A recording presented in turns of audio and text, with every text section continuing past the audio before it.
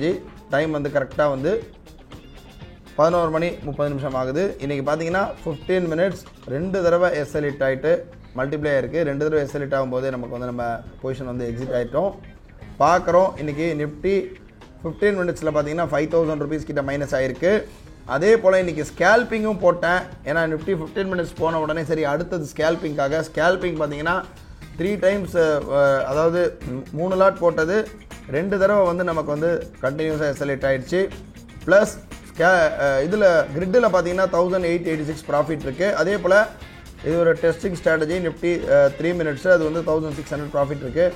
But overall பார்த்தீங்கன்னா இன்றைக்கி வந்து நமக்கு வந்து 14,523 ரூபா கிட்ட மைனஸ் ஆகிருக்கு. இதுதான் வந்து இந்த மந்தில் முதல்ல மைனஸு.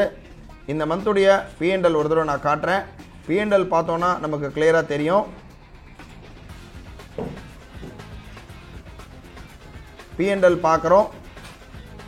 இந்த மந்த்து பார்த்தீங்கன்னா ஸ்டார்டிங்லேருந்து நேற்று வரையும் ஒரு நாள் கூட ரெட்டு கிடையாது, ஃபுல்லாக க்ரீனில் இருக்குது.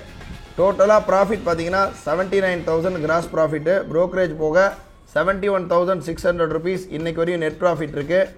இன்றைக்கி ஒரு 14,500 rupees கிட்ட மைனஸ் ஆகிருக்கு. இன்றைக்கி வந்து நாள் வந்து டோட்டலாக வந்து கொலாப்ஸ் நாள், இன்றைக்கி ஒன்றும் பண்ண முடியல. ஸோ இன்றைக்கி வந்து டோட்டலாக வந்து MTM வந்து 14,500 கிட்ட இன்றைக்கி நமக்கு மைனஸ் ஆகிருக்கு.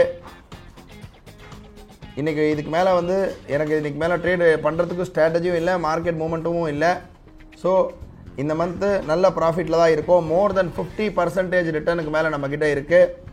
ஆல்மோஸ்ட் 56,000 57,000 ப்ராஃபிட்டில் தான் இருக்கும்.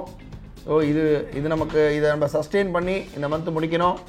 ஸோ இன்றைக்கி வந்து ட்ரேட் முடிக்கணும். இன்றைக்கி வந்து என்னுடைய பர்சனல் ட்ரேட் முடியுது. நாளை வந்து ஒரு புது வீடியோவில் சந்திப்போம். நன்றி, வணக்கம்.